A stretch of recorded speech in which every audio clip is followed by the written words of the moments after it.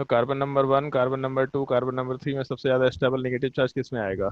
चश्मा लग सी गया वन। मोहन तुमको। C1। C1 वाले पार्ट में क्यों? सर क्योंकि इंडक्टिव इफेक्ट कम होगा। इंडक्टिव इफेक्ट वाला पार्ट कम होगा, तो यहाँ से बॉन्ड को ब्रेक करेंगे आराम से। एक मिनट। यहाँ वाले पार्ट से नाइट्रोजन कार्बन के बॉन्ड को ब्रेक करेंगे, बीटा कार्बन से हाइड्रोजन को हटाएंगे और यहाँ पे कार्बन डबल बॉन्ड कार्बन बना सकते हैं। ये अपना मेजर प्रोडक्ट निकल के आना चाहिए। तो सवाल पूछा है, predict the possible number of alkenes and the main alkyne. तो मेन तो ये हो गया, बट जब पॉसिबल की बात करेंगे तो उस केस में जितने बीटा कार्बन होते हैं उसके हिसाब से काम कर सकते हैं। तो यहाँ पे अल्फा कार्बन एक है बट दो बीटा कार्बन है, तो यहाँ से बॉन्ड को हटा करके इधर एक डबल बॉन्ड बना सकते हैं। इसका मतलब आराम से यहाँ एक प्रोडक्ट बनाया जा सकता है, दूसरे बीटा हाइड्रोजन से ग्रुप को हटा करके आराम से यहाँ पे भी एक प्रोडक्ट बनाया जा सकता है। तो टोटल 3 अल्कीन पॉसिबल है। और इसमें ज्योमेट्रिकल आइसोमर की पॉसिबिलिटी पहले वाले में नहीं था, दूसरे वाले में नहीं था, तीसरे वाले में है।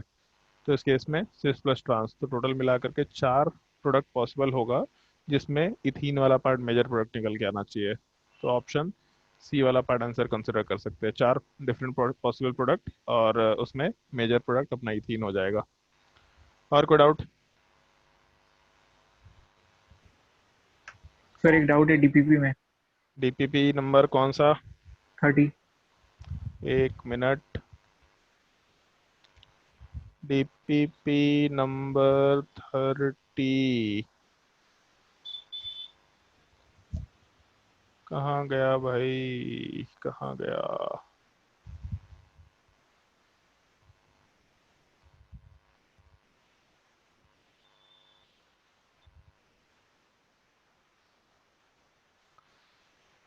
DPP number 30। बोलो question number. 5। Question number 5। Question number 5 वाले पार्ट में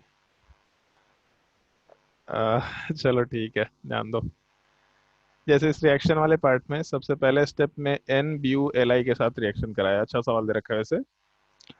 N B U L I का मतलब क्या है ये बता देते हैं। तो एन वाला पार्ट और बी यू वाला पार्ट ब्यूटेन को रिप्रेजेंट करता है। तो एन वाले पार्ट का मतलब हो गया नॉर्मल ब्यूटेन, इसके साथ एल आई दे रखा। तो एल आई तो मेटल है, इसका मतलब पॉजिटिव चार्ज होना चाहिए। तो ब्यूटेन के ऊपर माइनस चार्ज होना चाहिए। तो अपने स्ट्रक्चर में एक नॉर्मल ब्यूटेन है, जिसमें हम लोग एक अनायन की बात कर रहे हैं, तो ये नेगेटिव चार्ज वाला पार्ट आराम से कंसिडर किया जा सकता है। और इसका रिएक्शन हम लोग के पास इस कंपाउंड के साथ करा रहा है। तो एक चीज सोच के देखो, जैसे एक चीज तुम लोग को बोला था और ये बोला भी था कि इन जनरल इस चीज को यूज करना है। जब रिएक्शन में कुछ नहीं समझ में आएगा तो एसिड बेस रिएक्शन कंसिडर किया करना, ठीक है? जब भी कभी रिएक्शन में कुछ नहीं समझ में आएगा तो lastly acid base reaction consider करते हुए काम करना। अब जैसे मान लो कि यहाँ पे हम लोग एसिड बेस रिएक्शन कंसिडर करते हैं, तो यहाँ का अगर H प्लस हटाएंगे और इस H प्लस को इस नेगेटिव चार्ज वाले पार्ट पे ऐड अप कर देंगे, तो उसके वजह से क्या होगा? तो यहाँ का जब H प्लस हटेगा तो यहाँ वाले पार्ट में नेगेटिव चार्ज का फॉर्मेशन होगा। और ये जो नेगेटिव चार्ज वाले पार्ट का फॉर्मेशन हुआ, ये कंपाउंड को एरोमेटिक नेचर में कन्वर्ट कर देगा। तो बेसिकली हम लोगों का जो पूरा कंपाउंड वाला पार्ट है, ये एरोमेटिक अगर बन रहा है, इसका मतलब यहाँ का हाइड्रोजन वाला पार्ट रिलेटिवली अच्छा एसिडिक नेचर का होगा। तो सबसे पहले स्टेप में एसिड बेस रिएक्शन होगा, और एसिड बेस रिएक्शन होने के बाद हम लोग का ये 5 मेंबर रिंग के ऊपर नेगेटिव चार्ज का फॉर्मेशन होगा। तो इसमें एक्स प्लस वाई बोला है, और एक्स प्लस वाई वाले पार्ट में अगर हम लोग इस ब्यूटेन वाले पार्ट के नेगेटिव चार्ज पे H प्लस का एडिशन कराए, इसका मतलब वो नेगेटिव चार्ज न्यूट्रलाइज होकर के ब्यूटेन का फॉर्मेशन होगा। तो 2 प्रोडक्ट बनना है, ये आराम से मेंशन कर दिया है। फिर इन दोनों प्रोडक्ट के फॉर्मेशन के बाद हम लोग इसका रिएक्शन Cl CH2O CH3 इस तरह का एक प्रोडक्ट दे रखा था शायद, हाँ ठीक है, इसके साथ कराए।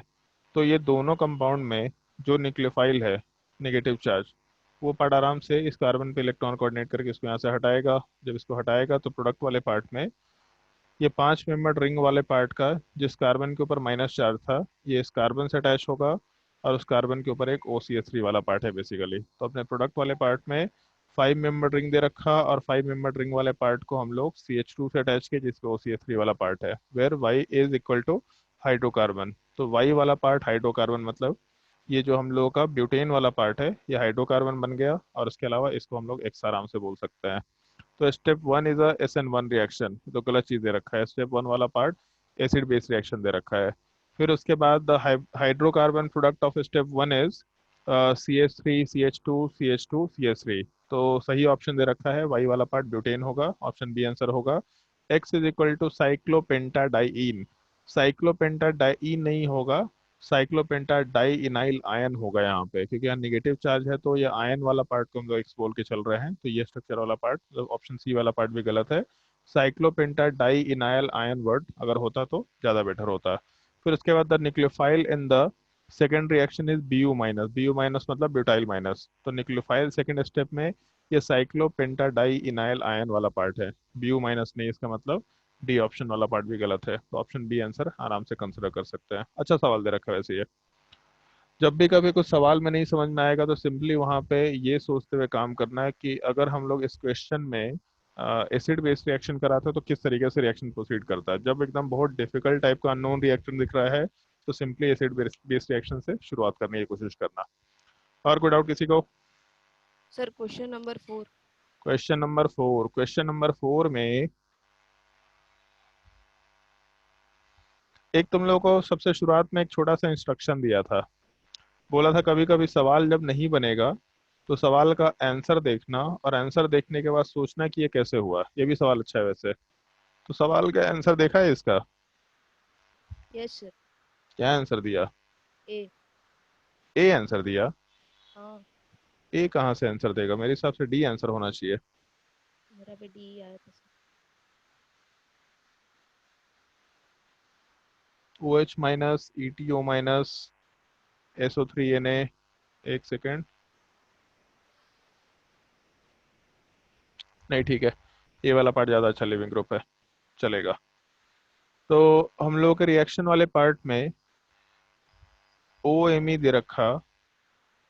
अरे हाँ चलो ठीक है, मान लो यही आंसर है, तो ए आंसर कैसे निकल के आ सकता है? कुछ दिमाग लाने की कोशिश कर सकते हैं। तो आंसर ए होगा, बट कैसे आंसर आ सकता है दिमाग लाने हम, क्योंकि ऑप्शन ए वाले पार्ट को ढंग से देखे भी नहीं, यहाँ पे केवल माइनस चार्ज था, हम ध्यान नहीं दिए। बट आंसर ए होगा, दिमाग लगा के सोच सकते हैं कि आंसर ए तक कैसे पहुंचा। कोई भी पॉसिबिलिटी?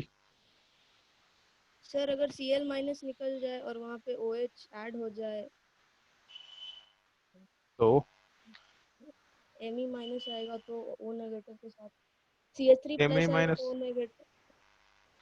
यार वैसे यहाँ निगेटिव चार्ज केवल देना गलत चीज है मेरे हिसाब से, इसमें थोड़ा मॉडिफिकेशन होना चाहिए। कौन सा क्वेश्चन था? फोर्थ। फोर। फोर्थ क्वेश्चन के ए ऑप्शन में एक छोटा सा मॉडिफिकेशन अगर रहता तो ज़्यादा बेटर है। यहाँ पे अगर रिएक्शन वाले पार्ट में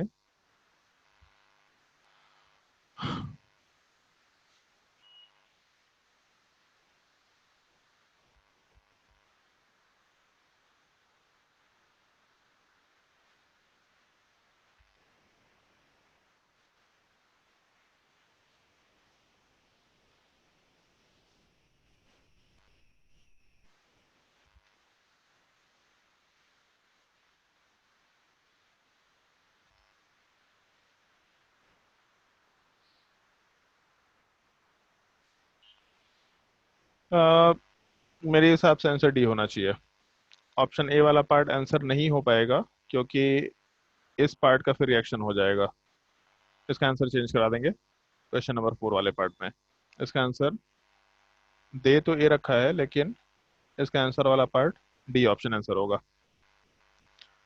अगर डी ऑप्शन आंसर होगा तो क्या सोच सकते हैं, सोच के बताओ। तो मान के चलो कि डी आंसर है, तो कैसे आंसर बनाएंगे? सर H प्लस निकल जाएगा वहाँ से और ET माइनस, OH माइनस हट जाएगा हाँ, और ETO माइनस वहाँ पे हट जाएगा। ETO-, फिर से बोले, एक बार ढंग से बोल। OH माइनस हट जाएगा वहाँ से। OH- हट जाएगा यहाँ से?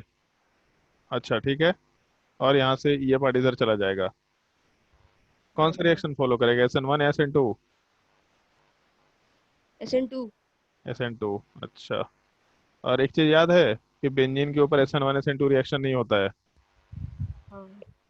तो ये हो पाएगा क्या? नहीं। और दूसरा OH- भी पुअर लिविंग ग्रुप है, तो ना इधर रिएक्शन हो सकता है ना OH- हटने की टेंडेंसी में है। दो दो रीजन है जिसकी वजह से रिएक्शन नहीं हो सकता, तभी भी आंसर डी होगा। अब बताओ क्या होगा। बाकी किसी और को भी बताना है तो बता सकता है। इसका आंसर अगर डी होता तो कैसे होगा? अच्छा सवाल है।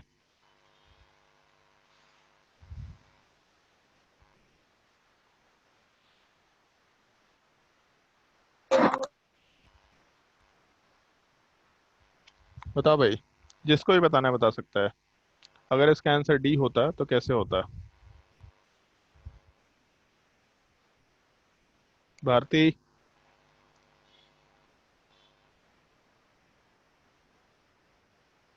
शिवम,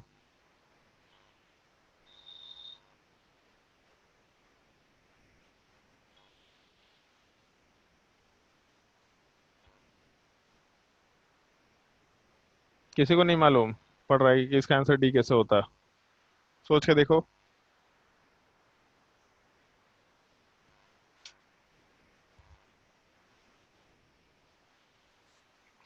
सर जो रिएक्टेंट में उससे HCl बन जाएगा और इथाइल वाला प्रोडक्ट रिएक्टेंट से क्या बन जाएगा? HCl, इसका H प्लस निकल के अच्छा, तो एस सी एल कहाँ से बन जाएगा? OH है ना, हाँ, तो H प्लस उससे निकलेगा और उधर से Cl माइनस, ठीक है। और इधर इथाइल ग्रुप दिया हुआ है ना, तो कहाँ इथाइल ग्रुप दिया हुआ है? रिएक्टेंट में CH3CH2Cl। यहाँ का इथाइल यूज होगा या फिर यहाँ का इथाइल यूज होगा?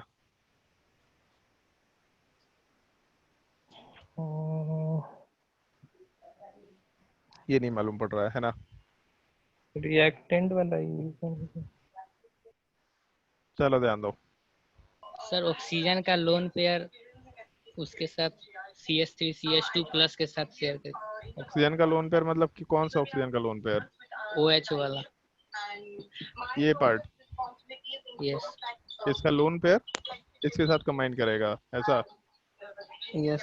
तो इसका क्या मतलब है? इसकी क्या जरूरत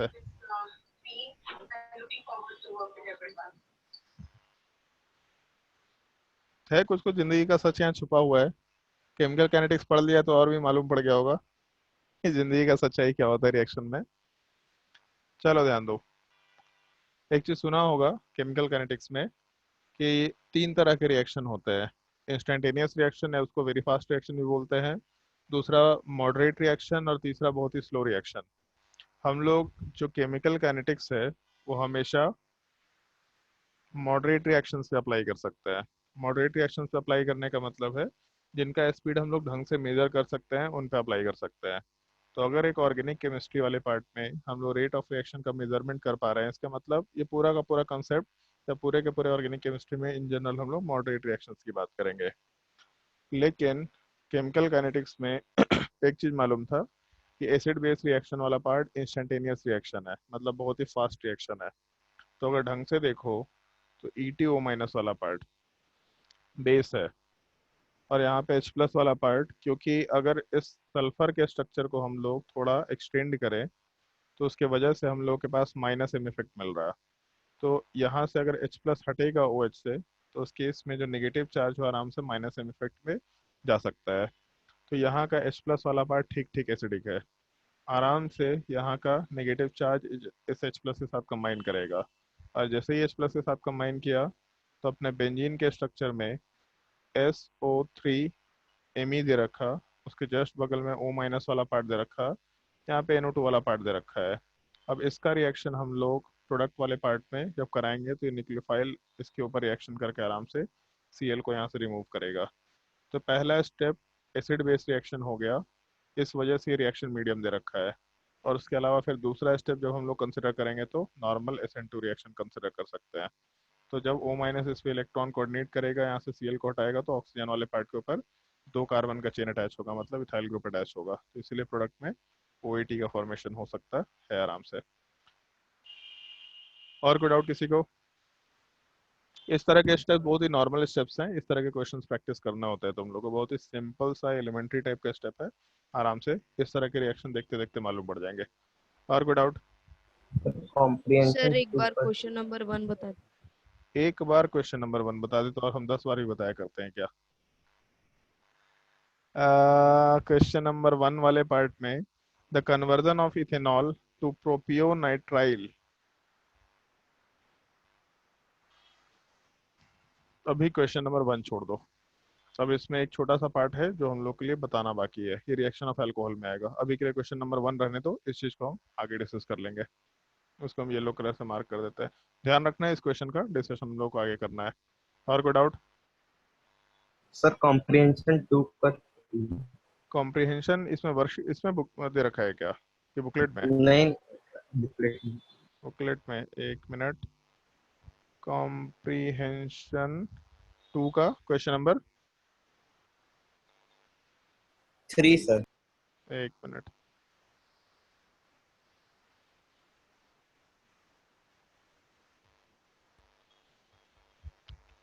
कॉम्प्रिहेंशन 2 का क्वेश्चन नंबर 3। हाँ, इसमें थियोरेटिकल टाइप का सवाल नहीं है क्या? इसमें क्या पूछ रहा है सवाल, बताओ भाई।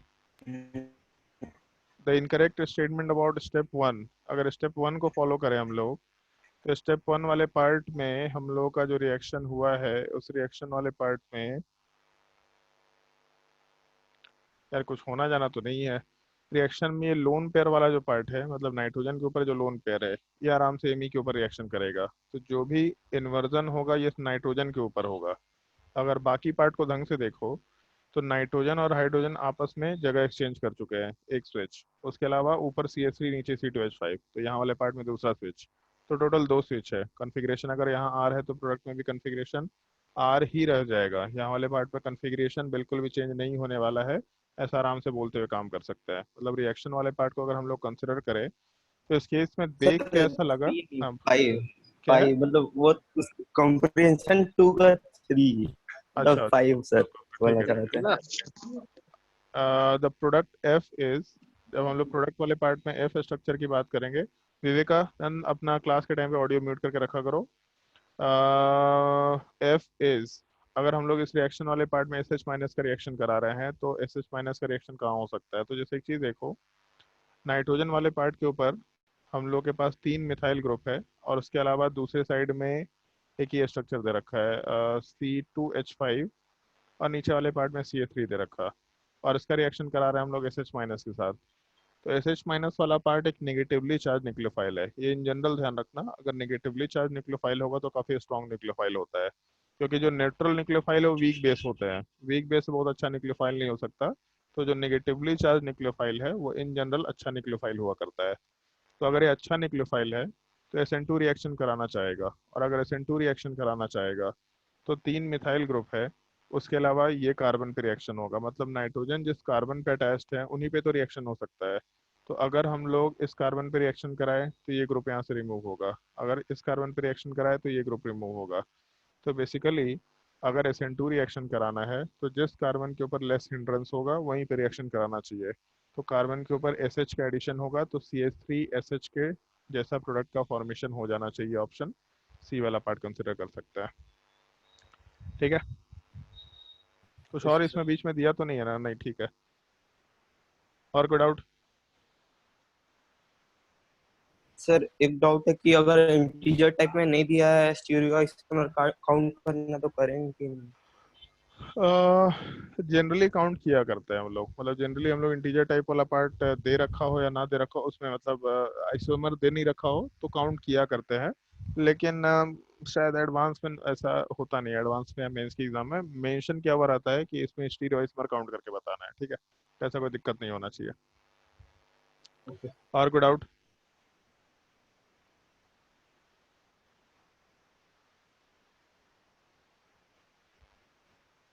जल्दी बोलो, और कोई doubt?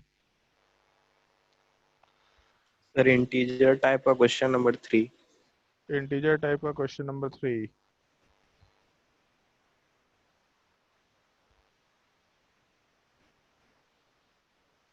The total number of alkenes possible on dehydrobromination of 3-bromo-3-methyl hexane।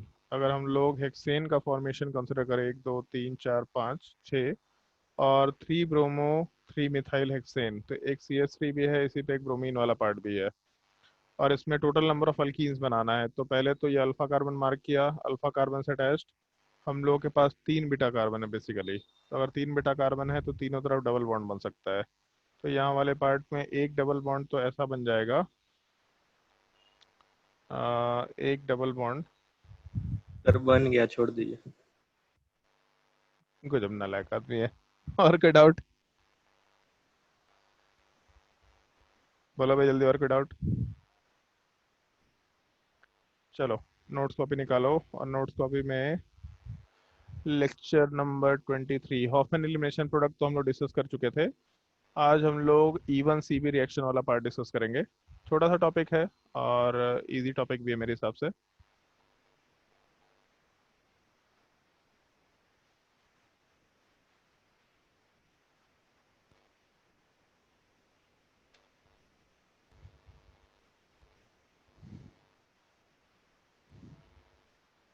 Heading डाल दो अपने कॉपी में, E1 CB रिएक्शन।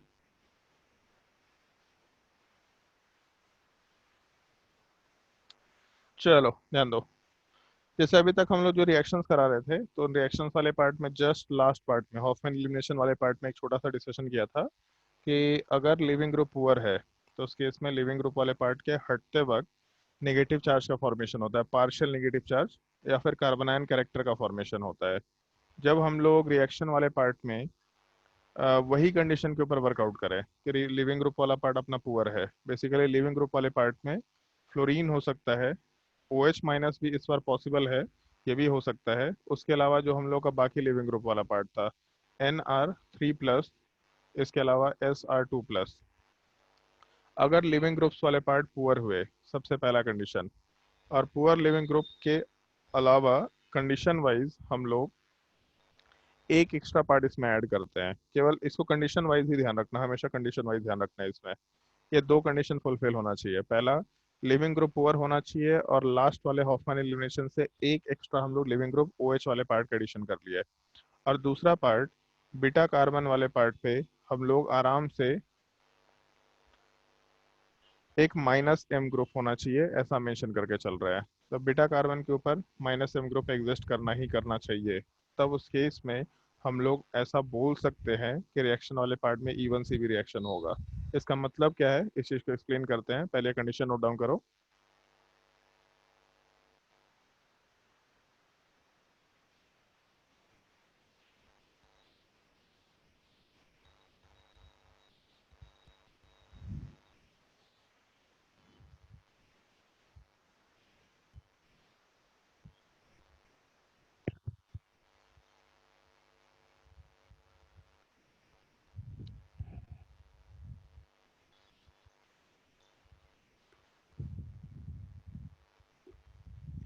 चलो ध्यान दो, जैसे हम लोग लास्ट क्लास में जो डिस्कशन कर रहे थे उस तक में ऐसा बोला था कि अगर लिविंग ग्रुप पुअर है तो नॉर्मली एलिमिनेशन के टाइम पे पहले अल्फा कार्बन मार्क करो, फिर बीटा कार्बन मार्क करो, और बीटा कार्बन के ऊपर कार्बन आयन कैरेक्टर वाला पार्ट देखो। लेकिन अगर हम लोगों के इसी रिएक्शन वाले पार्ट में हम लोग एक छोटा सा मॉडिफिकेशन कर दे, तो बीटा कार्बन वाले पार्ट के ऊपर अगर कोई एक -M ग्रुप है, तो हम लोगों का जो कार्बनायन कैरेक्टर डेवलप हो रहा था वो कार्बनायन कैरेक्टर के जगह पे एग्जैक्टली कार्बनायन डेवलप होगा। क्यों कार्बनायन डेवलप होगा, तो उसका लॉजिक तुम्हारे सामने है आराम से। अगर एक -M ग्रुप प्रेजेंट है तो हम लोगों का जो बेस है OH माइनस, ये OH माइनस वाला पार्ट आराम से इस H+ के साथ कंबाइन करना चाहेगा, इसको यहाँ से हटाएगा, और जब इसको इधर से हटाएगा तो प्रोडक्ट वाले पार्ट में जो भी -M ग्रुप एग्जिस्ट कर रहा, उसके -M इफेक्ट के वजह से हम लोग का नेगेटिव चार्ज स्टेबिलिटी गेन कर सकता है। तो अभी तक हम लोग कार्बनायन कैरेक्टर की बात कर रहे थे, लेकिन अगर एक -M ग्रुप प्रेजेंट है तो कार्बनायन कैरेक्टर के जगह पे एग्जैक्टली H+ हट के कार्बनायन का ही फॉर्मेशन हो जाता है। और इसलिए भी हम लोग नाम में E1 CB लिखा करते हैं। E1 CB वाले पार्ट में एक तो ये वन वाला पार्ट, मतलब रिएक्टेंट के पहले स्टेप में केवल एक ही स्पीसीज एग्जिस्ट कर रहा है, या फिर रिएक्टेंट के पहले स्टेप में नहीं, सॉरी, रेट डिटरमाइनिंग स्टेप में केवल एक ही स्पीसीज एग्जिस्ट कर रहा है, पहला चीज। और इसमें ये जो CB वाला पार्ट है, ये CB वाला पार्ट कंजुगेट बेस को रिप्रेजेंट करता है। कंजुगेट बेस का मतलब बचपन में सीखा था तुम लोगों ने कि अगर हम लोग के एक कंपाउंड से H+ को हटा देते हैं, तो H+ को हटाने के बाद जो भी चीज़ बचता है that is called as conjugate base. तो हम लोग का रिएक्शन जो है वो कंजुगेट बेस के थ्रू हो रहा है, इसीलिए हम लोग यहाँ पे E1 CB मैकेनिज्म मेंशन करते हैं। प्रोडक्ट सिंपल सा है, प्रोडक्ट बनाते वक्त कोई दिक्कत नहीं है। अल्फा कार्बन से फ्लोरीन हटेगा या पुअर लिविंग ग्रुप हटेगा, बीटा कार्बन से हाइड्रोजन हटेगा, प्रोडक्ट अभी भी वही बनना है। मतलब प्रोडक्ट वाले पार्ट में कुछ नया वेरिएशन नहीं है। प्रोडक्ट अभी भी वैसे ही बनना है, लेकिन प्रोडक्ट बनाने का जो तरीका है वो थोड़ा मॉडिफाई हो गया। तो इसके वजह से एक सर्टेन सिनेरियो में हम लोग ड्यूटेरियम एक्सचेंज आराम से करा सकते हैं। कैसे करा सकते हैं, नोट डाउन करेंगे उस चीज़ को। पहले इतने पार्ट को नोट करो, केवल ऊपर वाले रिएक्शन को नोट करो और नीचे मैकेनिज्म की बात करेंगे अभी।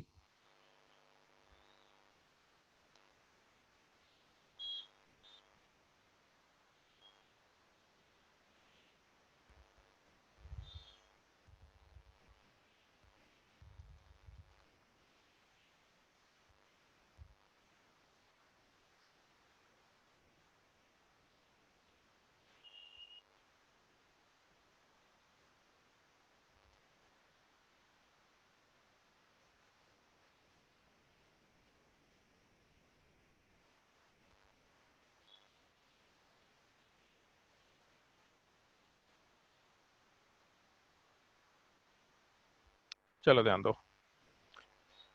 अगर हम लोग मैकेनिज्म वाले पार्ट के डिस्कशन करें तो सबसे पहला पार्ट जो भी हम लोग का पुअर लिविंग ग्रुप होगा, उस लिविंग ग्रुप से अटैच्ड कार्बन अल्फा कार्बन, उससे अटैच्ड कार्बन हम लोग का बीटा कार्बन हो गया। और बीटा कार्बन पे कोई भी एक ग्रुप प्रेजेंट होगा जो कि -m बिहेवियर का होगा। -m होना मस्ट कंडीशन है। तो उसके वजह से हम लोग का जो बेस वाला पार्ट है, वो बेस वाला पार्ट बीटा कार्बन के ऊपर जो हाइड्रोजन है इसके साथ कंबाइन करके उसको यहाँ से हटाएगा, जिसके वजह से हम लोगों का लिविंग ग्रुप जैसा था वैसे ही रह गया। उसके अलावा जो -m ग्रुप है वो जैसा था वैसे ही रह गया, और यहाँ पे एक नेगेटिव चार्ज का फॉर्मेशन हो गया। सिंपल एसिड बेस रिएक्शन है तो फास्ट रिएक्शन होगा, यहाँ को सोचने की ज़रूरत नहीं है। बट इसके बाद जो लिविंग ग्रुप वाला पार्ट है उसको हटाने के लिए यहाँ के नेगेटिव चार्ज को यूज़ कर सकते हैं हम लोग। नेगेटिव चार्ज इलेक्ट्रॉन कोऑर्डिनेट करके यहाँ से लिविंग ग्रुप को हटाएगा। तो प्रोडक्ट वाले पार्ट में कार्बन के साथ डबल बॉन्ड कार्बन का फॉर्मेशन, और उसके जस्ट बगल वाले कार्बन के ऊपर जो ग्रुप -m था वो वैसे का वैसे ही मेंशन कर सकते हैं हम लोग। तो हम लोगों के एक अल्कीन का फॉर्मेशन इस स्टेप के थ्रू हो सकता है। और इस चीज़ का ध्यान रखना, क्योंकि लिविंग ग्रुप वाला पार्ट पुअर है तो इस केस में इसका रिमूवल थोड़ा टाइम टेकिंग चीज़ है। यही चीज़ अपना रेट डिटरमाइनिंग स्टेप है। तो पूरे रेट डिटरमाइनिंग स्टेप में हम लोगों का एग्जैक्टली एक ही स्पीसीज एग्जिस्ट कर रहा है, इसलिए हम लोग E1CB मेंशन कर रहे हैं। E1 रिएक्शन एक मॉलिक्यूल के लिए है जो यहाँ पे RDS में इन्वॉल्व है, और CB वाला पार्ट हम लोग के कंजुगेट बेस वाले पार्ट के लिए। इस वर्ड को मेंशन कर लें, जो वहाँ पे कंजुगेट बेस वाला पार्ट मेंशन किया हुआ था, इस वर्ड को मेंशन कर लेना। ये चीज़ ध्यान रखने लायक चीज़ है। और उसके नीचे फिर मैकेनिज्म नोट डाउन कर लो।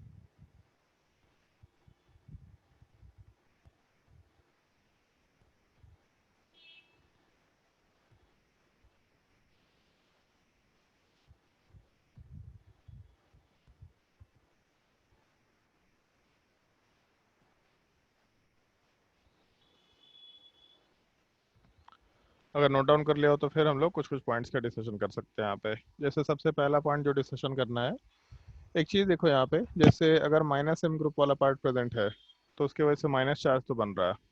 तो तुम लोगों को जब ड्यूटेरियम एक्सचेंज बताया था, सबसे पहला टॉपिक ड्यूटेरियम एक्सचेंज, तो ड्यूटेरियम एक्सचेंज वाले पार्ट में ये चीज़ मेंशन किया था कि हम लोगों का जहाँ जहाँ पर नेगेटिव चार्ज बनता है उस नेगेटिव चार्ज वाले कार्बन के ऊपर जितने भी हाइड्रोजन्स होंगे वहाँ से हम लोग H+ को हटा के ड्यूटेरियम को डाल सकते हैं। तो इस रिएक्शन में यही एक छोटा सा मॉडिफिकेशन होगा जो हम लोग को ध्यान रखना है, जो कि नीचे पॉइंट भी नोट कर सकते हैं। नोट करके एक पॉइंट मेंशन कर लो। Since carbon is formed since carbon ion is formed,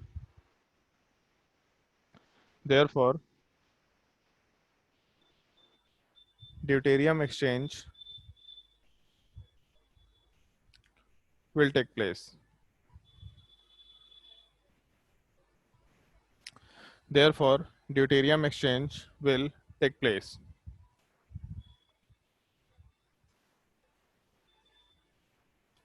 क्योंकि कार्बन आयन का फॉर्मेशन हो रहा है तो इसलिए ड्यूटेरियम एक्सचेंज वाले पार्ट का भी हम लोग कंसिडरेशन आराम से लेके चल सकते हैं कि ड्यूटेरियम एक्सचेंज तो होगा ही होगा।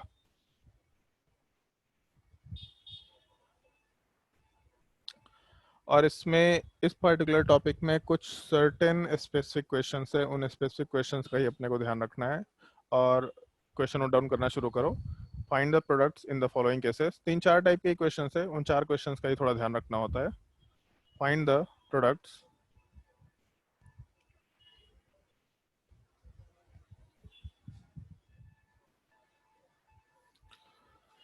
सबसे पहला पार्ट और सबसे स्टैंडर्ड रिएक्शन जो हम लोग डिस्कस करेंगे वो ये पार्ट होता है, और इस रिएक्शन वाले पार्ट को थोड़ा ध्यान रखना। इस चीज़ को हम लोग ऑलमोस्ट सबसे लास्ट में भी यूज़ करेंगे एल्डोल कंडेंसेशन के टाइम पे। एक रिएक्शन होता है बेसिकली, हम लोग रिएक्शन मैकेनिज्म के सबसे लास्ट में नेम रिएक्शन में डिस्कस करते हैं एल्डोल कंडेंसेशन, वहाँ पे हम लोग इस रिएक्शन का डिस्कशन करेंगे। सिंपल सा कंसेप्ट है। हम लोगों के एक तो लिविंग ग्रुप वाला पार्ट पुअर है। पुअर लिविंग ग्रुप से अटैच्ड अल्फा कार्बन से अटैच्ड बीटा कार्बन वाले पार्ट के ऊपर एक -m ग्रुप प्रेजेंट है। तो अगर बीटा कार्बन के ऊपर -m ग्रुप प्रेजेंट है तो आराम से E1CB रिएक्शन करा सकते हैं। प्रोडक्ट बनाना बड़ा सिंपल सा केस है। प्रोडक्ट बनाते वक्त सिंपली अल्फा कार्बन और लिविंग ग्रुप इन दोनों के बॉन्ड को ब्रेक करो। तो इस केस में अगर हम लोग प्रोडक्ट बनाएंगे तो यहाँ के बॉन्ड को ब्रेक करेंगे अल्फा कार्बन, और दूसरा बीटा कार्बन वाले पार्ट से जो अपना हाइड्रोजन है इसके बॉन्ड को ब्रेक करके अल्फा और बीटा के बीच में डबल बॉन्ड बना सकते हैं। तो यहाँ से प्रोडक्ट वाले पार्ट में डबल बॉन्ड का फॉर्मेशन कर दिया, ऐसा आराम से प्रोडक्ट बनाया जा सकता है। मतलब प्रोडक्ट बनाने का काम बहुत ईजी सा है, इसमें ज़्यादा कुछ सोचना भी नहीं, इसमें तो और कोई प्रोडक्ट बनेगा भी नहीं, बनाना भी नहीं होता है। बस ये है कि ध्यान रखना है कि रिएक्शन मैकेनिज्म E1CB होगा, ताकि अगर कभी ड्यूटेरियम एक्सचेंज हो जाए तो उसमें हम लोग ड्यूटेरियम एक्सचेंज का ध्यान रखते हुए काम करें। गिन करके 3-4 रिएक्शंस है, उन चारों रिएक्शंस को थोड़ा ध्यान रखना है। तो पहला रिएक्शन अगर नोट कर लिया हो तो दूसरा रिएक्शन खुद से ट्राई करना। पहले नोट डाउन कर लो पहले रिएक्शन को।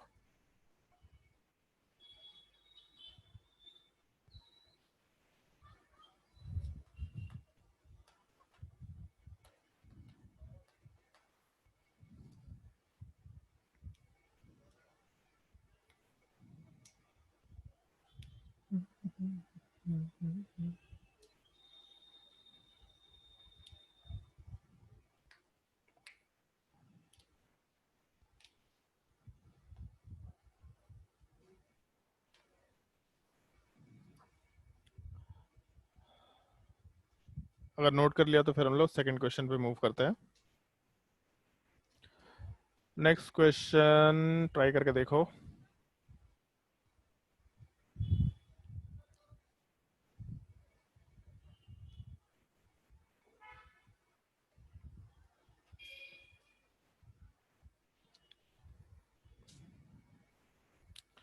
Question number 2, question number 3।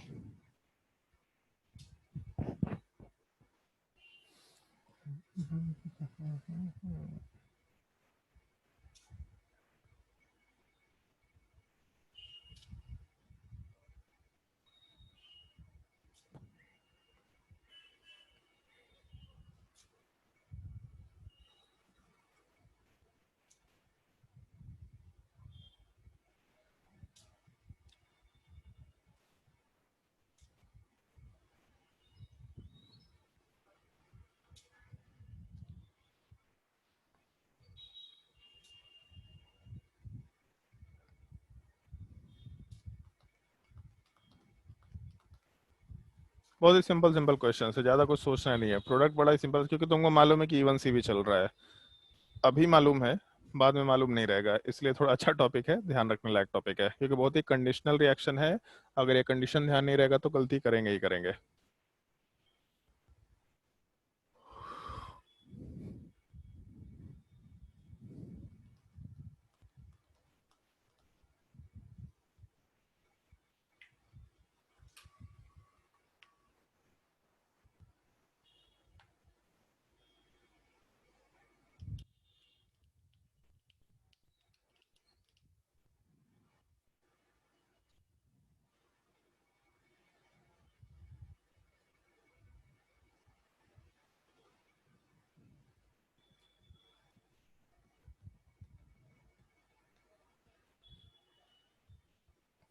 Question number 1 वाले पार्ट में सबसे पहला पार्ट ये देखना लिविंग ग्रुप वाला पार्ट पुअर है या नहीं है। तो पहले तो पुअर लिविंग ग्रुप है, उसके बाद अल्फा कार्बन छोड़ दिया, बीटा कार्बन पे एक माइनस एम ग्रुप प्रेजेंट है। अगर लिविंग ग्रुप पुअर है, बीटा कार्बन के ऊपर ये माइनस एम ग्रुप वाला पार्ट प्रेजेंट है, तो सिंपली E1 CB रिएक्शन होगा।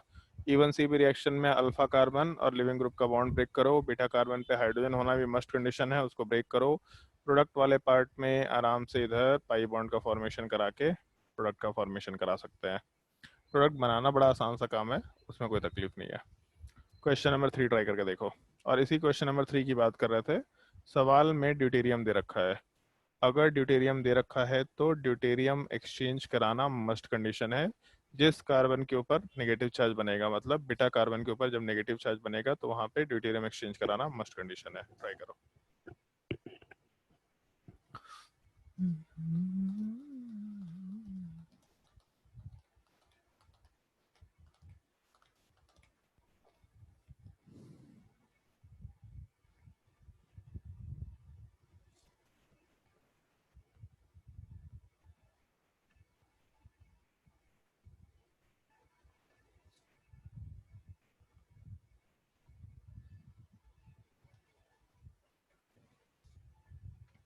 कल कितने लोगों के स्कूल में 15 अगस्त मनाया जा रहा है ऑनलाइन? कोई है तुम में से जिसके स्कूल में ऑनलाइन 15 अगस्त मनाया जा रहा है?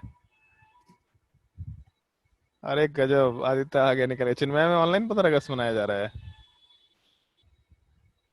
हाँ सर। क्या कर रहे हैं ऑनलाइन में? मतलब एक्चुअल में क्यूरियस है थोड़ा। झंडा फहराएंगे और उधर ग्रुप में एक वीडियो भेजा था, मतलब एक मतलब ऐसे ही, और लिखा हुआ था the management staff and the students cordially invite you to the virtual celebration of ये सही है तो सही है on भाई, 15th August between 8 and 9 a.m. सही है सही है। मतलब ऐसा होगा कि उधर झंडोत्तोलन हो रहा होगा और वीडियो चल रहा होगा, उसमें जाना गाना माना चल रहा होगा, तुम लोग इधर ड्रेस में एकदम खड़े रहना मस्त, है कि नहीं? सही है। मतलब इस बार दुनिया में जो नहीं भी हो सकता वो सब हो जाएगा। स्पेशली बोकारो के स्कूल वाले तो करवा ही देंगे। सही चीज है। लोग नया नया तरीका ढूंढ रहे हैं कैसे चीजों को ऑनलाइन लेके जा सकता है। अब आर्ट एंड ड्राइंग मान लो ऑनलाइन सिखा रहे हैं, तो आर्ट एंड ड्राइंग कैसे ऑनलाइन सिखा सकता है कोई? हमको वैसे नहीं समझ में आ रहा। डांस सिखा रहे हैं ऑनलाइन, चलो वो तो फिर भी पॉसिबल है, एक्चुअल में पॉसिबल है, बट आर्ट हमको तो ज्यादा नहीं समझ में आता।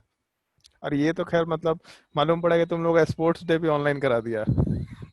पबजी का उधर गेम चल रहा है, नहीं तो फोर्टनाइट का गेम चल रहा है ऑनलाइन, मजा ही आ जाएगा। चलो क्वेश्चन नंबर 3 पे ध्यान दो। क्वेश्चन नंबर 3 वाले पार्ट में एक तो लिविंग ग्रुप वाला पार्ट पुअर है, उसके अलावा beta carbon, alpha carbon mark किया, बीटा कार्बन मार्क किया, और बीटा कार्बन पे एक माइनस एम ग्रुप प्रेजेंट है। तो लिविंग ग्रुप पुअर है और बीटा कार्बन के ऊपर अगर माइनस एम ग्रुप प्रेजेंट है तो आराम से बीटा कार्बन से हाइड्रोजन हटाएंगे, अल्फा कार्बन और लिविंग ग्रुप का बॉन्ड हटाएंगे, तो अपना प्रोडक्ट का फॉर्मेशन इन दोनों के बीच में, अल्फा बीटा के बीच में डबल बॉन्ड के फॉर्मेट में आ जाएगा। उसके बाद हम लोग का डबल बॉन्ड वाला पार्ट जो ऐसा होना है रहेगा। बट एक चीज सोच के देखो, यहाँ पे जिस कार्बन के ऊपर से हाइड्रोजन हटा वहां पे माइनस चार्ज बन सकता है। तो अगर माइनस चार्ज बन सकता है और मीडियम में ड्यूटेरियम दे रखा, तो यहाँ पे ड्यूटेरियम एक्सचेंज आराम से करा सकते हैं। लेकिन ऐसा नहीं है कि जिधर E1 CB रिएक्शन हो रहा केवल वहीं पे रिएक्शन करा सकते हैं। अगर ढंग से देखो तो नेगेटिव चार्ज तो टॉटमराइजेशन के हिसाब से इधर भी बन सकता है, मतलब यहाँ वाले पार्ट में भी टॉटमराइजेशन पॉसिबल है। इसका मतलब ड्यूटेरियम एक्सचेंज बाकी तीनों की जगह पे भी होगा ही होगा। टोटल 4 ड्यूटेरियम एक्सचेंज हो सकता है। तो अगर इस तरह का मीडियम दे रखा तो ड्यूटेरियम एक्सचेंज कराना ही कराना है। बट ड्यूटेरियम एक्सचेंज में बस ये मत सोचना फ्लैटली कि बीटा कार्बन के ऊपर केवल कराएंगे। जहाँ जहाँ नेगेटिव चार्ज बन सकता था जो हम लोग ड्यूटेरियम एक्सचेंज के टाइम में डिस्कस किए थे, उन सब जगह पे आराम से हम लोग ड्यूटेरियम एक्सचेंज कराते हुए फाइनल प्रोडक्ट का फॉर्मेशन कराएंगे। तो नॉर्मली E1 CB रिएक्शन वाले पार्ट का ये 3 कंसिडरेशन है जो अपने को ध्यान रखना होता है। और इन 3 कंसिडरेशन के बाद फिर हम लोग आराम से SN1 versus SN2 versus E1 versus E2 का डिस्कशन कर सकते। कितना टाइम बच गया? चलो ठीक है, आधा घंटा। हाँ ठीक है।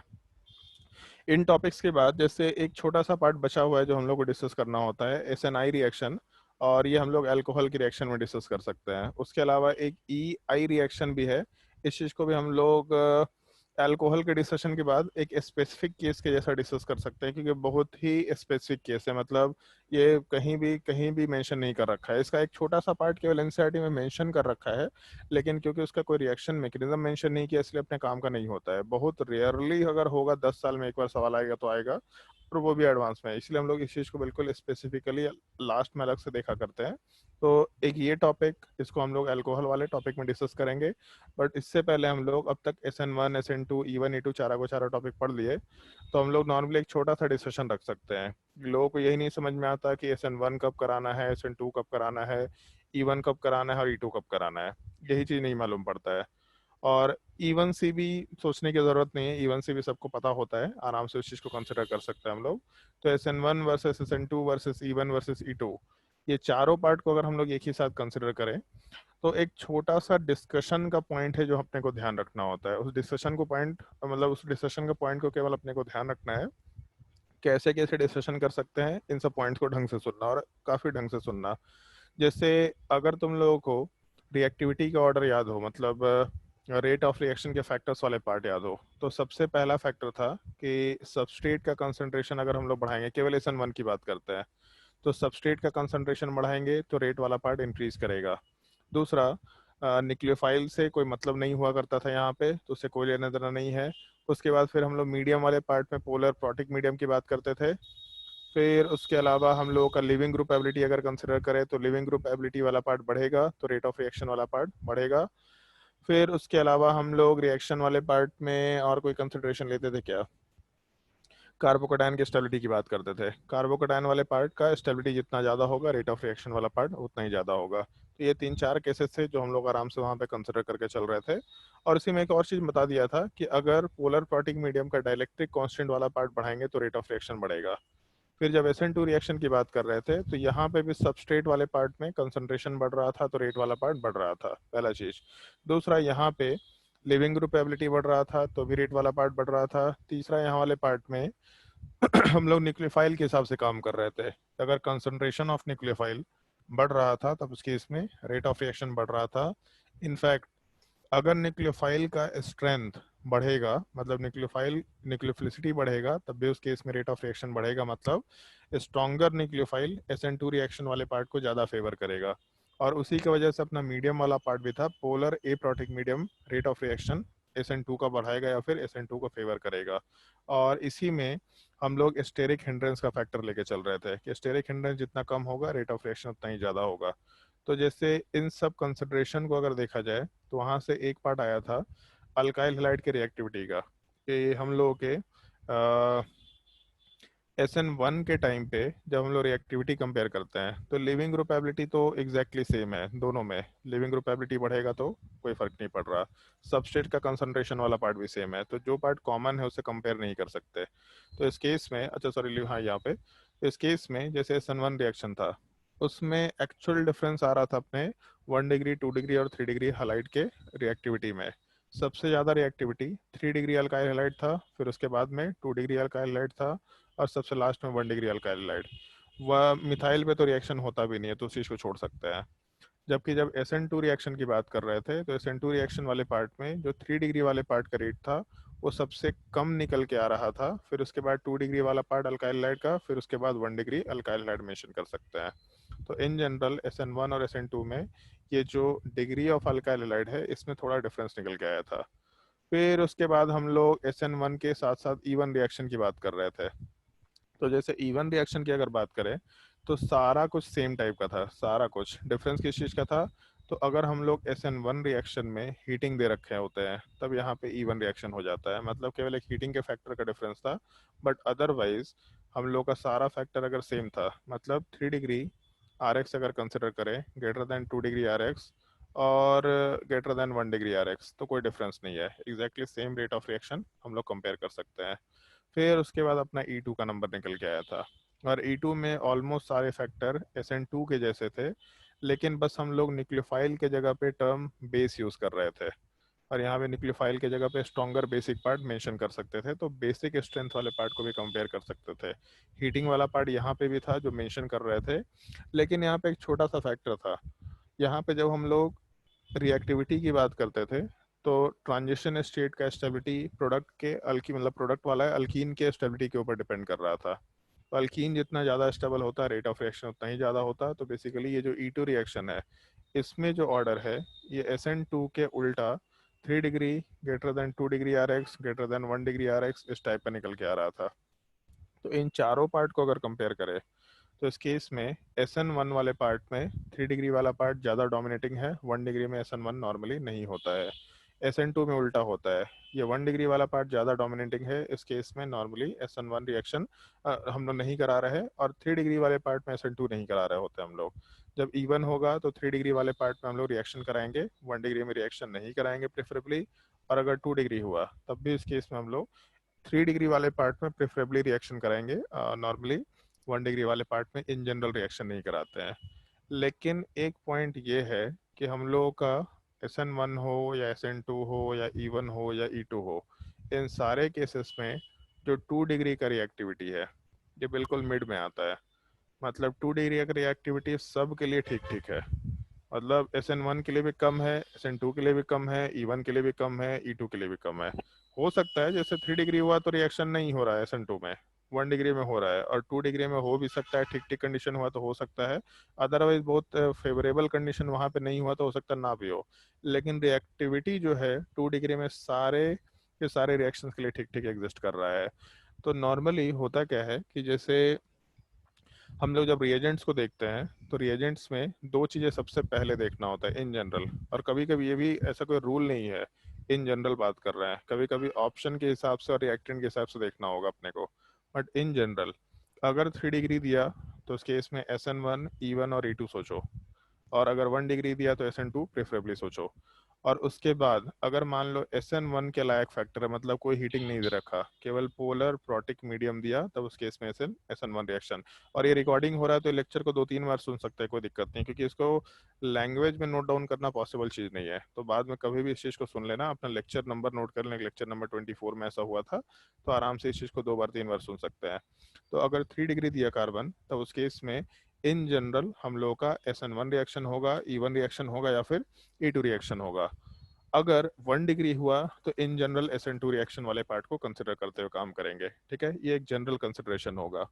अब उसके बाद मान लो कि 3 डिग्री में पोलर प्रोटिक मीडियम दिया, तो SN1 होगा या फिर E1 रिएक्शन होगा। उस केस में अगर पोलर प्रोटिक मीडियम है, मतलब न्यूट्रल मीडियम है, जबकि E2 के लिए स्ट्रॉन्ग बेस चाहिए, न्यूट्रल मीडियम रिएक्शन नहीं करा सकता, तो E2 रिएक्शन नहीं हो सकता, उस केस में SN1 या E1 होगा। अगर हीटिंग दिया तो उस केस में E1 कराओ, हीटिंग नहीं दिया तो SN1 कराओ। बट अगर निगेटिवली चार्ज न्यूक्लियोफाइल है या फिर निगेटिवली चार्ज बेस है जो स्ट्रॉन्गर बेस के जैसा बिहेव कर सकता है, तो आराम से E2 रिएक्शन करा सकते हैं। तो सबसे पहला कंसिडरेशन इन जनरल जो हम लोग लेके चलते हैं वो यही कंसिडरेशन लेके चलते हैं। इसमें नोट डाउन में कुछ नहीं करना है, PDF भी रहेगा तुम्हारे पास, समझने की चीज़ है ये चीज़। अगर रिएक्शन वाले पार्ट में हम लोग के पास 3 डिग्री अल्काइल हैलाइड दे रखा, तो 3 डिग्री अल्काइल हैलाइड वाले पार्ट में हम लोग के पास 3 पॉसिबिलिटी सोचना है हम लोग को। आइदर SN1 रिएक्शन सोचना है, या फिर हम लोग के पास E1 रिएक्शन आएगा, या फिर E2 रिएक्शन आएगा। अगर पोलर प्रोटिक मीडियम दिया तो इस केस में जो मीडियम है अगर वही रिएक्टेंट के जैसा बिहेव कर रहा तो आराम से SN1 करा सकते हैं।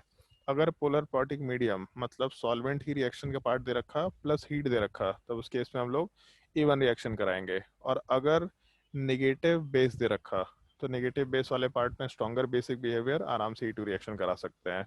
बट अगर हम लोगों का 1 डिग्री अल्काइल हैलाइड दिया तो इन जनरल हम लोग रिएक्शन वाले पार्ट में SN2 रिएक्शन सोचा करते हैं। और कभी कभी एल्कोहलिक QH अगर दे रखा तो एल्कोहलिक QH वाले पार्ट में हम लोग E2 रिएक्शन भी सोच सकते हैं। रिएक्टिविटी कम है, लेकिन रिएक्टिविटी एक एब्सर्ड टर्म है। मान लो कि 2 रिएक्टेंट है, एक रिएक्टेंट लेस रिएक्टिव है बट दूसरा रिएक्टेंट बहुत ज़्यादा रिएक्टिव है, तो भी अपना काम हो जाएगा, क्योंकि एक का रिएक्टिविटी दूसरा कंपेंसेट कर ले रहा। तो इस केस में अगर बहुत ही स्ट्रॉन्ग बेस देगा जो कि अच्छा न्यूक्लियोफाइल नहीं है, जैसे बल्कियर बेसिस हो गए, वो अच्छे न्यूक्लियोफाइल नहीं हो सकते, एल्कोहलिक बेसिस हो गए, ये सब बहुत स्ट्रॉन्ग बेस होते हैं, तो आराम से E2 एलिमिनेशन वाला पार्ट फॉलो होगा। तो अगर यहाँ पे इन जनरल अच्छा न्यूक्लियोफाइल दे रखा होगा, तब उस केस में हम लोग SN2 रिएक्शन कराएंगे। और अगर एल्कोहलिक बेस दे रखा तो इस केस में आराम से E2 रिएक्शन फॉलो कर सकते हैं। बट इन जनरल 1 डिग्री वाले पार्ट में SN2 रिएक्शन ज़्यादा प्रेफरेबली हुआ करता है, इस एक चीज़ का थोड़ा ध्यान रखना। बेस का मतलब ऑक्सीजन के ऊपर माइनस चार्ज, नाइट्रोजन के ऊपर माइनस चार्ज, ये सब अगर दे रखे होंगे तो आराम से हम लोग E2 रिएक्शन वाला पार्ट फॉलो कर सकते हैं। डिग्री का थोड़ा ध्यान रखते हुए काम करना होगा। अब इसमें पॉइंट सबसे बाद में ये आता है, जैसे ये तो अपने को ध्यान रखना ही रखना है कि अगर हम लोगों का ये क्या बोलते हैं 2 डिग्री वाला पार्ट है, तो 2 डिग्री वाले अल्काइल हैलाइड में सारा रिएक्टिविटी ठीक होता है। सारा रिएक्टिविटी ठीक होने का मतलब SN1 का रिएक्टिविटी भी ठीक होता है, SN2 का रिएक्टिविटी भी ठीक होता है, E1 का रिएक्टिविटी भी ठीक होता है और E2 का रिएक्टिविटी भी ठीक होता है। अगर ये कंडीशन दिया तो इस केस में क्या करेंगे? तो इस सिनेरियो में हम लोग जो पहला चीज चेक करेंगे उस पहले चीज वाले पार्ट में वही कोई रूल नहीं है, बट इन जनरल चेक वाले पार्ट में पहला चीज चेक करो मीडियम क्या दे रखा है। अगर मीडियम वाला पार्ट पोलर प्रोटिक दे रखा तो इस केस में SN1 कंसिडर कर सकते हैं या फिर E1 कंसिडर कर सकते हैं। अगर मीडियम वाले पार्ट में हम लोग के पास पोलर एप्रोटिक मीडियम दिया तो उस केस में हम लोग SN2 कंसिडर कर सकते हैं या फिर E2 कंसिडर कर सकते हैं। और इसके अलावा भी अगर नॉन पोलर मीडियम दिया, जो कि दिया हुआ नहीं रहता है, तो नॉन पोलर मीडियम वाले पार्ट में इन जनरल हम लोग ये देख लेंगे कि किस तरह का मीडियम दे रखा है, क्योंकि नॉन पोलर मीडियम में नेगेटिव चार्ज बन नहीं पाता है। तो अगर बन नहीं पाता है मतलब बहुत ही स्ट्रॉन्ग बेसिक मीडियम नहीं आता, E2 एलिमिनेशन होता नहीं है। लेकिन ठीक है, सोच समझ के काम करेंगे वहाँ पे जैसा पार्ट दे रखा। फिर उसके अलावा एक और चीज़ देख लेना कि जो हम लोगों का न्यूक्लियोफिलिक पार्ट है वो किस तरह का पार्ट दे रखा है, मतलब जो न्यूक्लियोफाइल है या जो बेस है वो किस तरह का दे रखा है। अगर न्यूट्रल बेस है या न्यूट्रल न्यूक्लियोफाइल है तब उस केस में इन जनरल SN1 रिएक्शन या E1 रिएक्शन कंसिडर कर सकते हैं। जबकि अगर नेगेटिवली चार्ज्ड बेस दे रखा है तो नेगेटिवली चार्ज वाले पार्ट में हम लोग आराम से SN2 रिएक्शन फॉलो करेंगे, नहीं तो फिर E2 रिएक्शन वाला पार्ट फॉलो कर सकते हैं। अब वो जैसे मान लो I माइनस है, तो I माइनस बहुत पुअर बेस है, क्योंकि HI वाला पार्ट बहुत स्ट्रॉन्ग एसिड होता है, तो HI का कंजुगेट बेस बहुत पुअर बेस होगा। तो ये पार्ट न्यूक्लियोफाइल अच्छा है, न्यूक्लियोफाइल के जैसा बिहेव करेगा, बेस के जैसा बिहेव नहीं कर सकता है। लेकिन अगर मान लो OH माइनस है, तो बचपन से सुनते आ रहे स्ट्रॉन्ग बेस है, ये सब बहुत अच्छे बेस के जैसा बिहेव करेंगे, NH2 माइनस अच्छे बेस के जैसा बिहेव करेंगे। तो बेसिक बिहेवियर और न्यूक्लियोफिलिक बिहेवियर में कौन सा डोमिनेटिंग पार्ट है, ये सोचने के लिए सिंपली ये सोच लेना, हैलोजेंस वाले पार्ट वीक बेसिस होंगे, सल्फर वीक बेस होगा, ऑक्सीजन, नाइट्रोजन, कार्बन ये सब स्ट्रॉन्ग बेसिस होगा, ऐसा आराम से बोलते हुए काम कर सकते हैं। ये सेकंड कंसिडरेशन जो हम लोग को देखते हुए चलना है। उसके अलावा फिर हम लोग थर्ड पार्ट हीटिंग वाला पार्ट देख सकते हैं। अगर सवाल में हीटिंग दे रखा तो हीटिंग वाले पार्ट में हम लोग आराम से एलिमिनेशन रिएक्शन में E1 या E2 वाला पार्ट फॉलो कर सकते हैं। डिपेंड करेगा कि ये मीडियम वाला पार्ट किस तरह का दे रखा है, जैसा मीडियम देगा अकॉर्डिंगली हम लोग उसके हिसाब से काम कर सकते हैं। वैसे एक चीज़ है इस केसेस में, जैसे ऐसा कोई हार्ड एंड फास्ट रूल नहीं है कि यही चीज़ें दे रखी होंगी। कभी कभी जैसे एक दो सवाल में ऐसा दे रखा था, फाइंड द सॉल्वोलिसिस प्रोडक्ट, और उसमें मीडियम में OH माइनस के साथ हीटिंग दे रखा है। तो OH माइनस के साथ हीटिंग देने का सेंस है कि हम लोग स्ट्रॉन्ग बेस है और हीटिंग है, E2 एलिमिनेशन कराते। लेकिन अगर सवाल में सॉल्वोलिसिस प्रोडक्ट बोला, इसका मतलब हम लोग SN1 reaction, in general solvent जब मीडियम के जैसा बिहेव करता है तो SN1 रिएक्शन वाले पार्ट को बोलते हैं। तो अगर सवाल में सॉल्वोलिसिस प्रोडक्ट मेंशन किया तो हम लोग इस रिएजेंट के हिसाब से डिसाइड नहीं करेंगे, क्वेश्चन के हिसाब से डिसाइड करेंगे। क्योंकि एक चीज़ मालूम है अपने को कि रिएक्शन में SN1, SN2, E1, E2 चारों हो सकता है।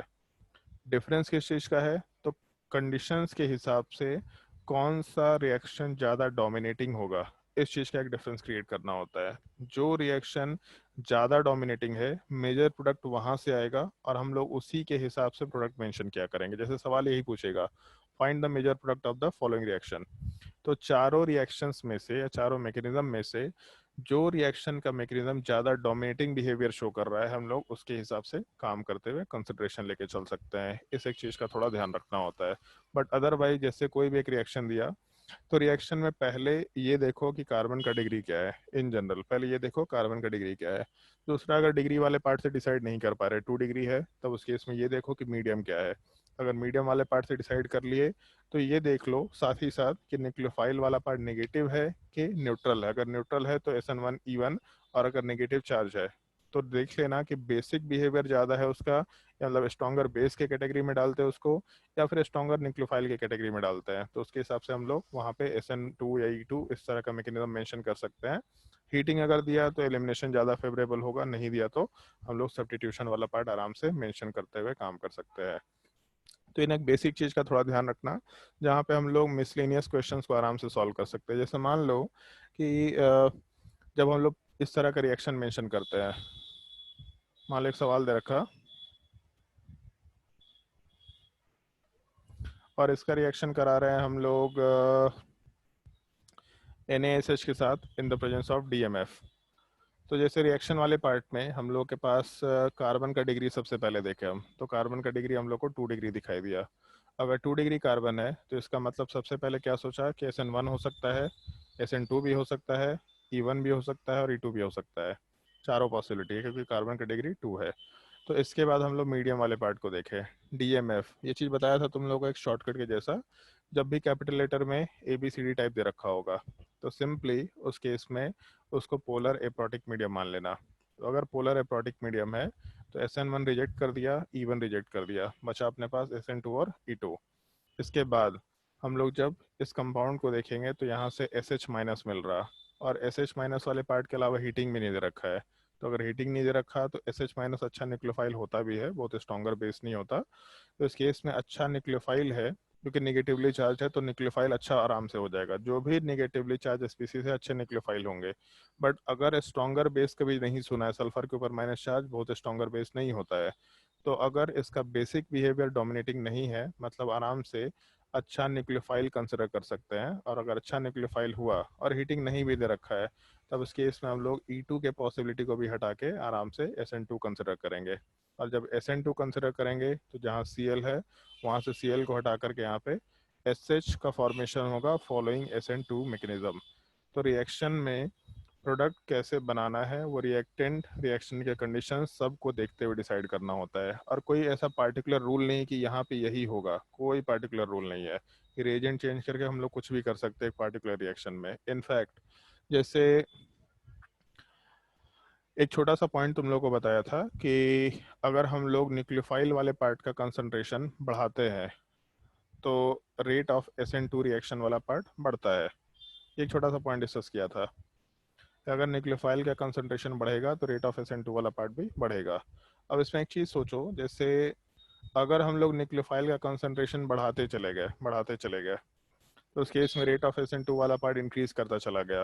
तो SN1 का रिएक्टिविटी कम नहीं हो रहा, SN1 का रिएक्टिविटी उतना ही रहना चाह रहा है, लेकिन जो SN2 का रिएक्टिविटी है वो बढ़ते चला गया। तो उसके वजह से पूरा का पूरा जो रिएक्टेंट का पार्ट है वो SN1 वाले पार्ट को या फिर SN1 वाले पार्ट के मैकेनिज्म को ज़्यादा फॉलो करना शुरू कर देता है। तो उसकी वजह से हम लोग ज़्यादा डोमिनेटिंग बिहेवियर SN1 को मानते हुए चलते हैं, ऐसा बोलते हुए आराम से कंसंट्रेशन लेके चल सकते हैं। तो ये सब चीज़ें भी मैटर करती हैं जो हम लोग के रिएक्शन में पार्टिसिपेट करेगा। बट इस तरह का सवाल नॉर्मली नहीं पूछा जाता है। ऑल्दो हम लोग डिस्कशन करेंगे कि यहाँ SN1 होगा कि SN2 होगा कि E1 होगा कि E2 होगा।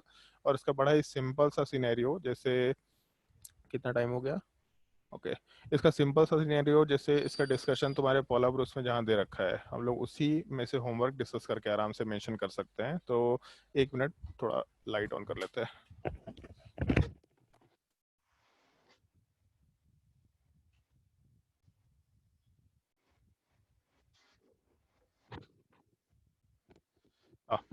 तो हम लोग जैसे इस सारे कंसिडरेशंस के हिसाब से पोला ब्रूस में जो कुछ भी दे रखा है रिएक्शन, उन सब चीज़ों का डिस्कशन करते हैं। उसमें कुछ रिएक्शंस ऐसे होंगे जो तुम्हारे अभी काम के नहीं है, हम लोग नेक्स्ट क्लास में अल्काइल हैलाइड टॉपिक डिस्कस करेंगे, उसमें कुछ और रिएक्शंस को मेंशन करेंगे, तब उसके बाद आएंगे उस पार्टिकुलर डिस्कशन पे।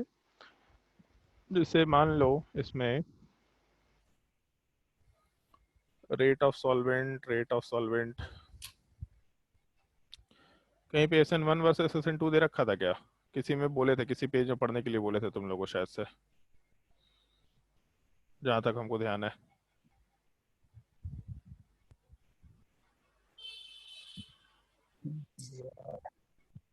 हाँ ये चीज़, ये शायद होमवर्क दे भी चुके हैं तुम लोगों को इस पर्टिकुलर पार्ट में। यहाँ पे टॉपिक में तुम्हारे पास ये दे रखा है SN1 वर्सेस SN2 रिएक्शन। तो जैसे competition versus between SN2 and SN1, तो उस केस में कुछ वन स्टेप मैकेनिज्म, ये तो कुछ नॉर्मल सा चीज़ है। रिएक्टिविटी ऑर्डर, मिथाइल सबसे ज़्यादा होगा, फिर 1 degree 2 degree 3 degree. But actual में जैसे नीचे वाले पार्ट की बात करते हैं, ये अगर methyl and 1 degree alkyl hide है तो SN2 ओनली। दूसरा, अगर विनाइलिक एंड अराइलिक हाइड है तो कोई भी रिएक्शन नहीं होता है। आज भी हम लोग एक क्वेश्चन में डिस्कस किए थे। अगर 2 डिग्री अल्काइल हाइड है तो SN1 SN2 दोनों होगा। 1 डिग्री एंड 2 डिग्री बेंजाइलिक अगर होता है तो भी दोनों होता है। बेंजाइलिक और अलाइलिक वाले पार्ट में दोनों रिएक्शन ठीक ठीक होता है, कोई दिक्कत नहीं है। 3 डिग्री वाले पार्ट में SN1 वाली, एग्जैक्टली अभी यही चीज़ को मेंशन भी किया था, ठीक है। अब इसमें जैसे रिएक्शन वाले पार्ट में जब हम लोग आगे जाना शुरू करेंगे तो यहाँ पे SN2 के रिएक्टिविटी में हम लोग के पास न्यूक्लियोफाइल भी प्रेजेंट है। तो अगर SN2 के रिएक्टिविटी में न्यूक्लियोफाइल वाला पार्ट प्रेजेंट है तो इसका मतलब सिंपली ये है कि अगर हम लोग न्यूक्लियोफाइल का कंसंट्रेशन बढ़ाना शुरू कर दें तो रेट ऑफ रिएक्शन बढ़ेगा, तो हो सकता है प्रोडक्ट ज़्यादा अमाउंट में SN2 फॉलो करते हुए बनना शुरू हो जाए। ये भी एक छोटा सा पॉसिबिलिटी कंसिडर कर सकते हैं। एक बार फिर से इस थ्योरेटिकल पार्ट को रीड करके देखना। जैसे यहाँ दे रखा है, an SN2 reaction is favoured by a high concentration of good nucleophile. अच्छा न्यूक्लियोफाइल अगर हुआ और हाई कंसंट्रेशन हुआ तो दोनों केसेस में SN2 वाले पार्ट का रिएक्शन ज़्यादा फेवरेबल कंडीशन में रहेगा, ऐसा हम लोग बोलते हुए काम कर सकते हैं। तो जैसे इस पार्ट को रीड करके देखना, पेज नंबर कौन सा है, ये पेज नंबर 387 अपने कॉपी में नोट कर लो, क्योंकि आज के लिए कुछ होमवर्क नहीं रहेगा, इसी पार्ट में से होमवर्क रहेगा तुम्हारे रीडिंग करने का एक्सरसाइज। और 2 दिन छुट्टी है तो आराम से रीड भी कर सकते हैं। पेज नंबर 387 में SN1 वर्सेस SN2, एक ये पार्ट, इसमें प्रॉब्लम सॉल्विंग स्ट्रेटेजी ढंग से पढ़ के देखना कि इसमें क्या क्या चीज़ें दे रखी हैं, कैसे इस चीज़ को हम लोग कंसिडर करते हुए काम कर रहे हैं। और इसी में कुछ रिएक्शंस भी आगे दे रखे हैं, उन रिएक्शंस वाले पार्ट को भी कंसिडर करते हुए काम करना। और उसके बाद क्वेश्चन नंबर 25, मतलब पेज नंबर 388 में प्रॉब्लम 25, इस क्वेश्चन को ट्राई करके देखना पहले, ताकि हर एक पार्ट का डिफरेंस तुम लोग को समझ में। शायद ये होमवर्क दे रखा है तुम लोग को कि नहीं दे रखा है, बताओ भाई कोई।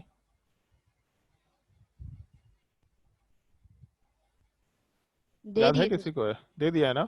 चलो हाँ। ठीक है। क्वेश्चन नंबर 25 और 26 ये दोनों के दोनों एक बार देख लेना। फिर उसके बाद रोल ऑफ सॉल्वेंट वाला पार्ट तो हम लोग डिटेल में डिस्कस कर चुके हैं, तो उसकी ज़रूरत नहीं अपने को। फिर उसके बाद एलिमिनेशन रिएक्शन वाला पार्ट आएगा, तो एलिमिनेशन रिएक्शन वाले पार्ट में, एक सेकेंड रुक जाओ, इसी टॉपिक का जो इन टेक्स्ट क्वेश्चन है अगर इसकी बात करें तो जैसे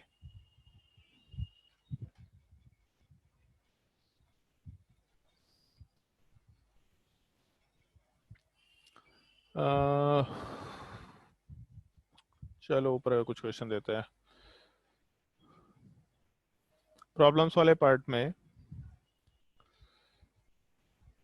32 नंबर सिंपल सिंपल क्वेश्चन है, बहुत ही एलिमेंट्री क्वेश्चन है। जिन लोगों को रिएक्शन मैकेनिज्म में थोड़ा बहुत दिक्कत भी होता है, इन सब क्वेश्चंस को आराम से सॉल्व करके सीख सकते हैं। 32 नंबर, 33 नंबर, 34, 35, 36, 37,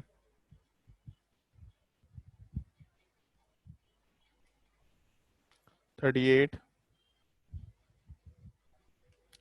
और यही सब क्वेश्चन तुम्हारे बुकलेट में या MS चौहान सब के भारी भारी क्वेश्चन होते हैं, यही सब क्वेश्चन को कंसिडर किया जाता है।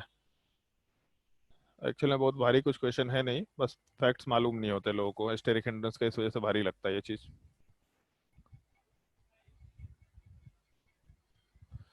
39, 40,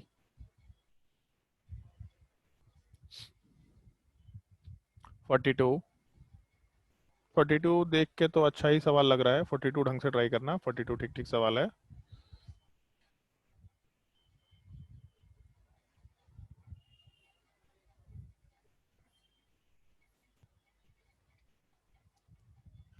$47,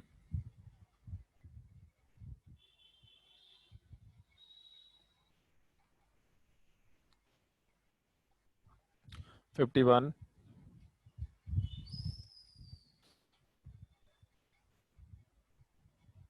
52,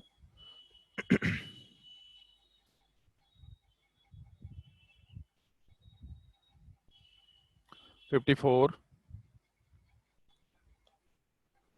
इसके बाद एलिमिनेशन वाले पार्ट में भी E1 वर्सेस E2। एलिमिनेशन में कुछ होमवर्क दिया है क्या? ये सब क्वेश्चन होमवर्क दिया है क्या? प्रॉब्लम 1-2 टाइप से कुछ यस सर 9 तक दिए थे।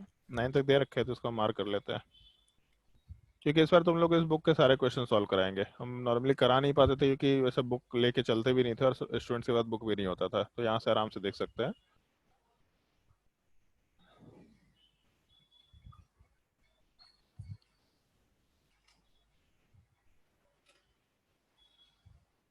फाइव सिक्स सेवन, हाँ ये चीज, competition between E2 and E1 reaction, page number 412 में है। इस एक चीज को रीड करके देखना है। जैसे यहाँ दे रखा है प्राइमरी अल्काइल हैलाइड होगा तो केवल E2 रिएक्शन होगा, क्योंकि E1 हो ही नहीं सकता वहाँ पे। सेकेंडरी टर्शियरी हुआ तो E2 और E1 दोनों ही होगा, क्योंकि टर्शियरी का जो रिएक्टिविटी वो E2 में भी सबसे हाईएस्ट होता है। लेकिन अगर E2 रहा, सॉरी प्राइमरी रहा, तो E1 का ही रिएक्शन नहीं हो सकता है। E2 रिएक्शन फिर भी हो सकता है, कोई और ऑप्शन नहीं रहेगा रहता है वहाँ पे। क्वेश्चन नंबर 8 ट्राई कर लेना। क्वेश्चन नंबर 9, स्टीरियो केमिस्ट्री पढ़ने की जरूरत नहीं है, ये तुम लोगों ने पढ़ रखा है। फिर उसके बाद question number, stereo chemistry of E1 reaction, elimination from cyclic compound, इसकी जरूरत नहीं है। ये क्वेश्चन के फॉर्म में हम सबसे लास्ट में वैसे भी कराएंगे।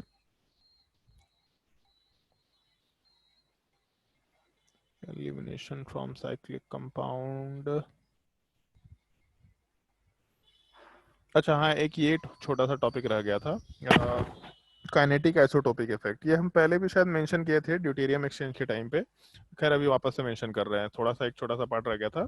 जैसे काइनेटिक आइसोटोपिक इफेक्ट का मतलब क्या एक्सप्लेन कर देते हैं। इन जनरल जैसे काइनेटिक्स का मतलब होता है रेट ऑफ रिएक्शन, तो अगर काइनेटिक आइसोटोपिक इफेक्ट बोला, इसका मतलब आइसोटोप्स को चेंज करने से अगर रेट ऑफ रिएक्शन में वेरिएशन हो रहा है, तो वहाँ पे टर्म हम लोग काइनेटिक आइसोटोपिक इफेक्ट आराम से बोल सकते हैं।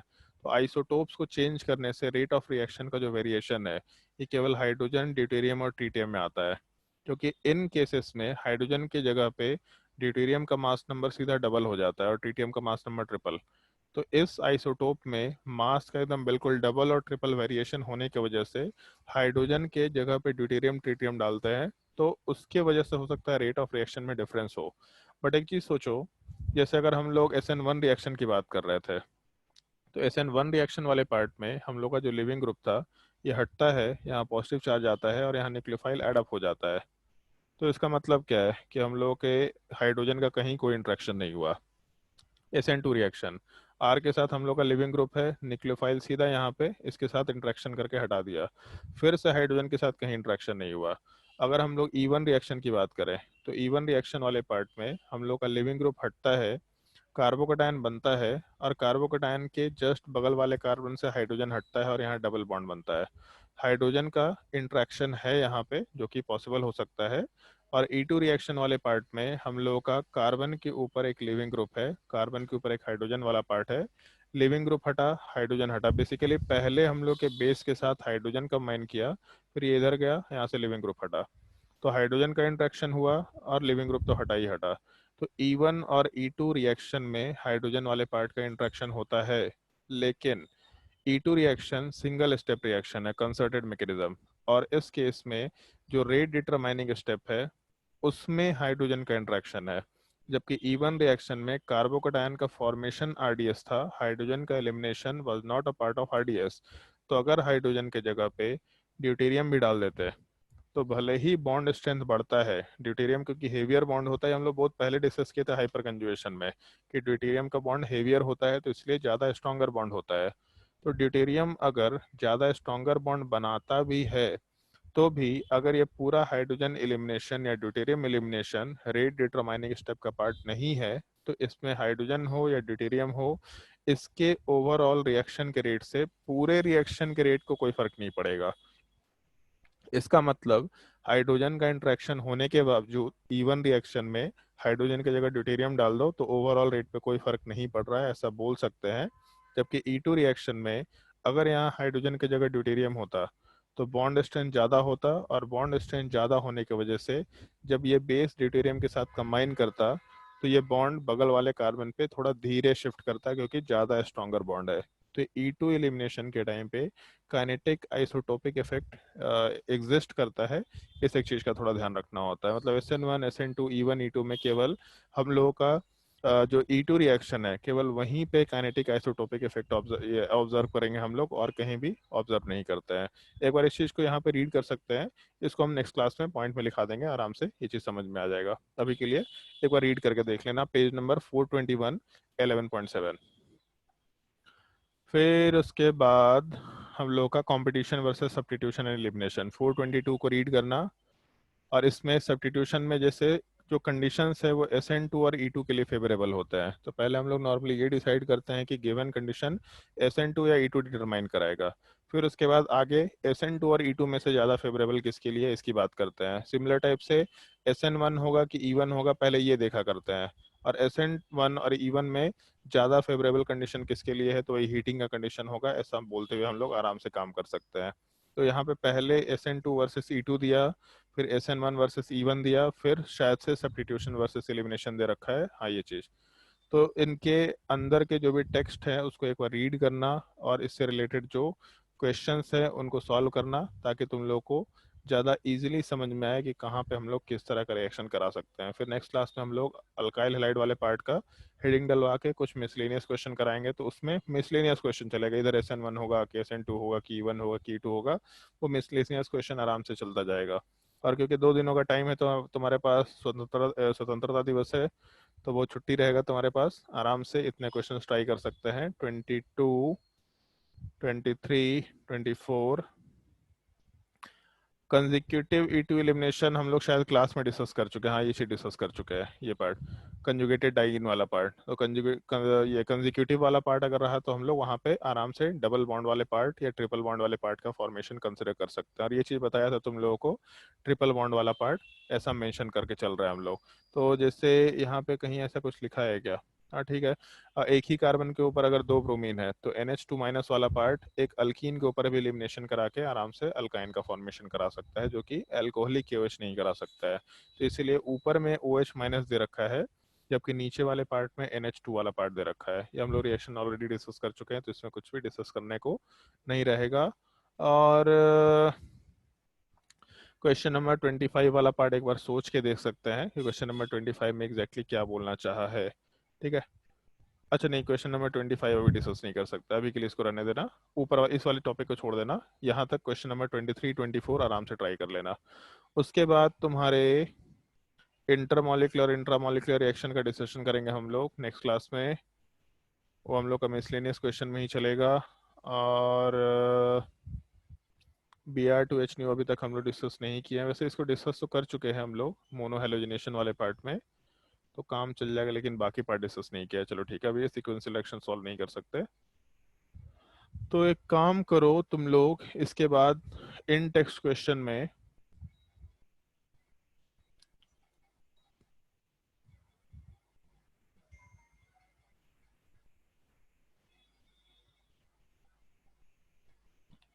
क्वेश्चन नंबर 29 एलिमिनेशन वाले पार्ट में, चैप्टर नंबर 11 क्वेश्चन नंबर 29,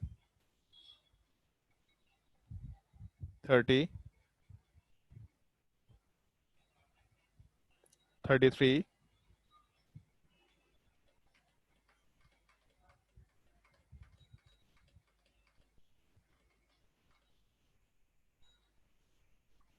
34, और जिसे भी सवाल नहीं बनेगा वो ग्रुप में डाल सकता है, कोई दिक्कत नहीं है, ग्रुप में आराम से डाल देना, उसका सॉल्यूशन बना के दे देंगे। बट ट्राई करना, मतलब बहुत सिंपल बेसिक क्वेश्चंस है, तुम लोग ऑर्गेनिक केमिस्ट्री बहुत ज़्यादा अच्छा सुधर जाएगा इसमें। अगर नहीं मेहनत करेंगे तो फिर तो उसका खैर उपाय नहीं है। 36 इस तरह का क्वेश्चन क्लास में डिस्कस कर लिया है, कुछ इसमें करने को नहीं बचेगा।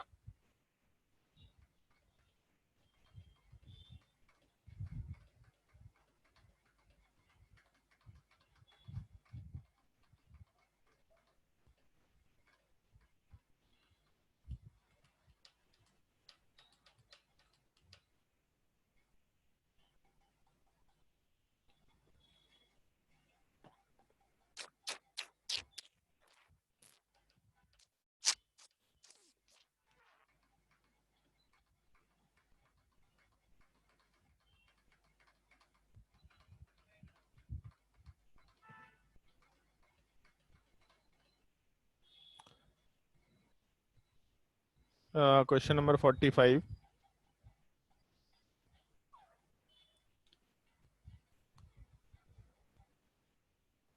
(47)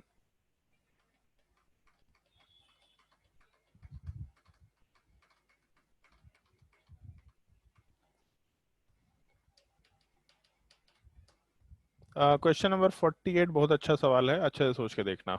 सिंपल थ्योरेटिकल सवाल है, बट बहुत अच्छा सवाल है।